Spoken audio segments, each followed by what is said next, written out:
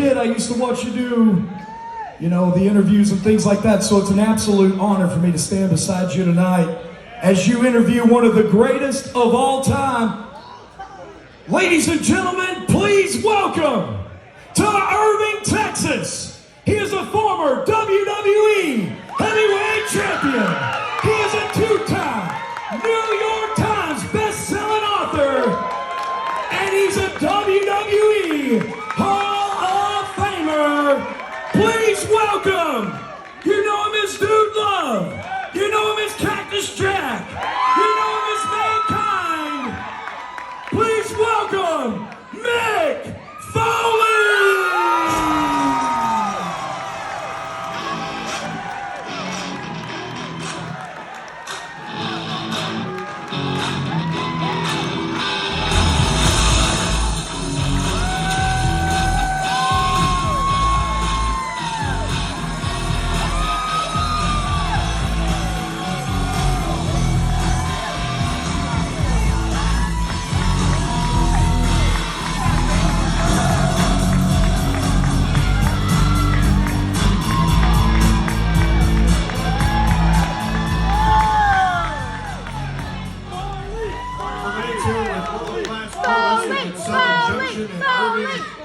With the exciting honor of bringing you down. Last time I saw you, we were at a fan fest in Charlotte, North Carolina. I remember you as the one and only Cactus Jack Manson.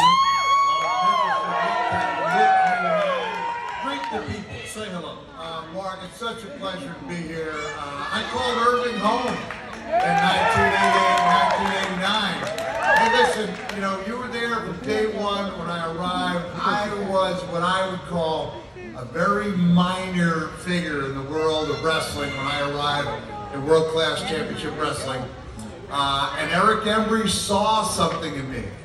Maybe it was to my effect. I was just talking about this with Erich backstage. Haven't seen him since '89. It's been way too long. And I said, my second day of television, we do TV tapings. I do Saturday morning at the Sportatorium, the world famous Sportatorium. And I go up to my car, I've got this old beaten up Plymouth Arrow that maniac Mike Davis sold me for $400. And my tires are slashed, you know, fans have slashed my tires. So I come in, I say to gorgeous Gary, I'm like, I don't know how I'm gonna get home, my tires are slashed. And Erich is like, he listens, he goes, wait, what'd you say? I said, I don't know how I'm gonna go home. He goes, no, not about that, I don't really care about that. What'd you say about your tires? I said, somebody slashed my tires. He said, all four of them? I said, yeah, all four. And he looks at me and goes, you've got good heat out there, brother. Only in our world is getting your tires slashed in the parking lot not necessarily a bad thing. So, I went from being a very minor figure in this sport, and Mark, you were there every week. You got to see me make my mistakes, you got to see some of my successes. But this was the greatest experience that I had, and I can honestly say that. I mean, I know I pander to audiences around the world, and I say it's great to be here when I'm like in Des Moines, Iowa, and places like that. But I'm telling you, had it not been, for Erich and that outstanding crew of people we had to wrestle, me and gorgeous Gary Young with the great Muda, as Devastation Incorporated. Erich Embry, gentleman Chris Adams,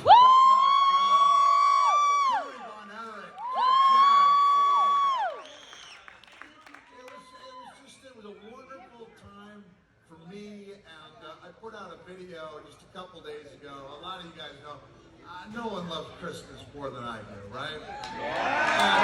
Under any other circumstance, there's no way you're dragging me away from home in the heart of the holiday season. And the only thing that brought me here was a phone call from Erich asking me if I could be part of this event right here. And I said yes, and then the next day tried to take it back. So, not so fast, not so fast. Then when I did, Mark, I had a real talk with myself. I thought about where my career would be had it not been for Erich Embry. And I thought I'd be somewhere, and I said the same thing about Jim Ross. I would be somewhere, and forgive my language here, but I sure as hell wouldn't be where I am today without that experience. So, no matter how far I roam, you know, when I'm talking about the metroplex area, you know, will always hold a very special place in my heart. I love it here, and so a long time ago, Erich Embry changed my life by believing in me, and I'm here to show Erich that I still believe in him, and I believe in all the great fans in the Dallas, Fort Worth,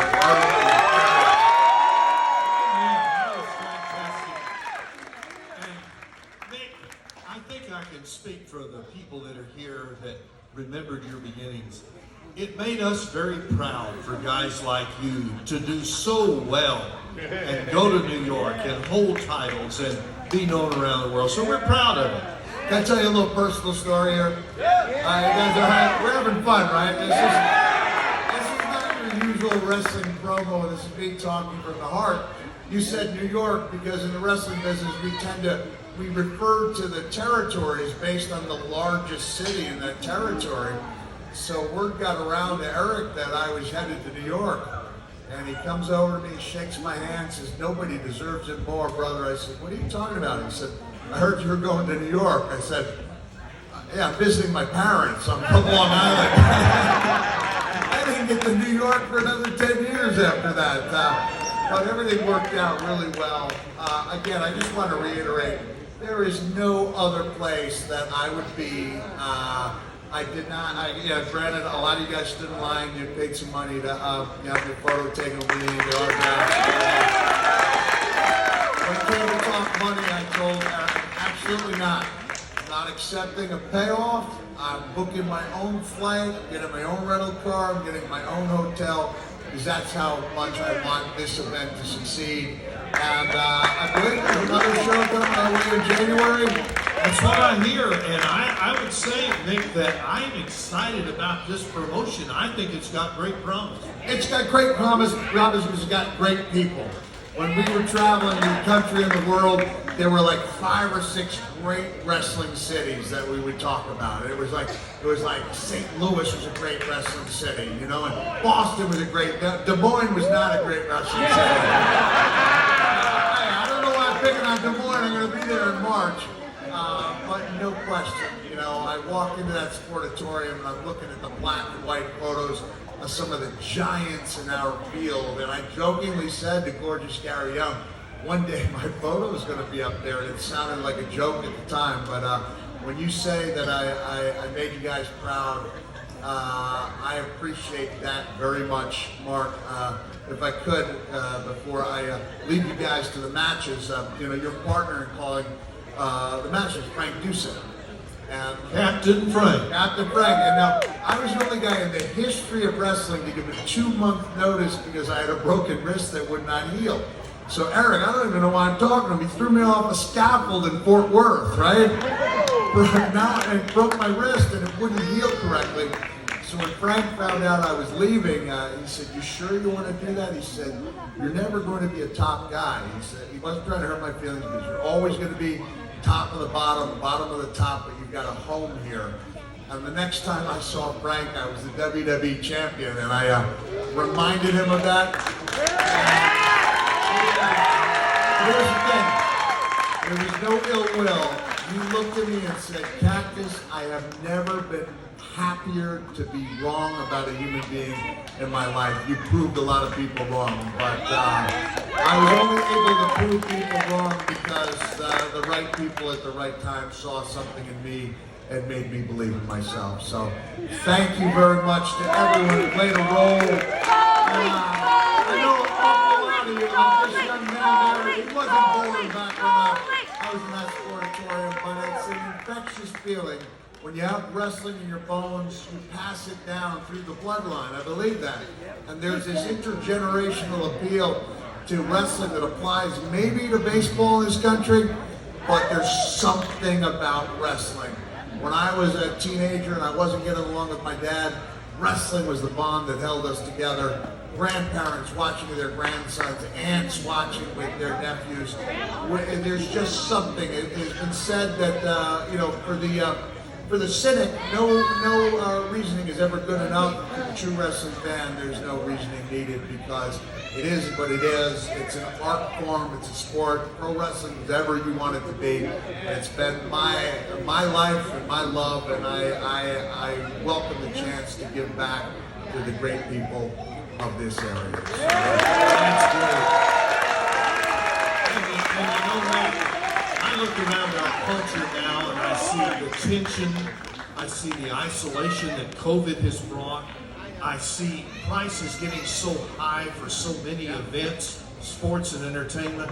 There has never been a time for a promotion like this to take off and be a blessing to our culture. And I hope you'll stick close by because your input can make a difference. I will. I'm just joking, thinking to myself, laughing that you're right. We're divided in a lot of ways. There are people who can't get along agree on anything. And then here's this guy, they may not agree on anything else, but they look and by golly, that guy's wearing a wrestling shirt. And now they've got a bond. It's a strange thing, this business of ours that brings people together.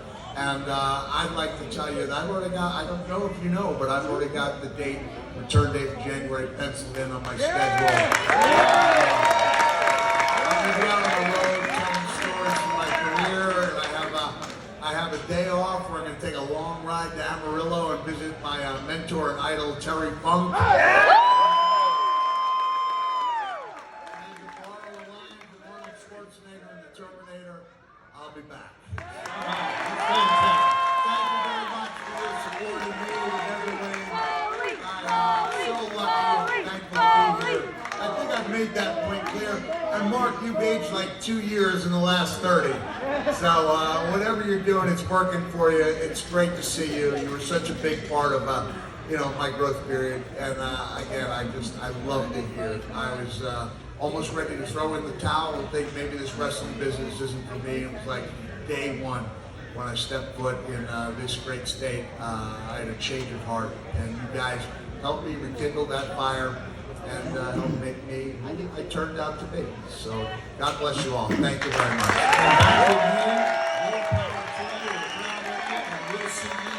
Very soon. Have a nice day and bye-bye. Mick Foley, Cactus Jack Manson, stick with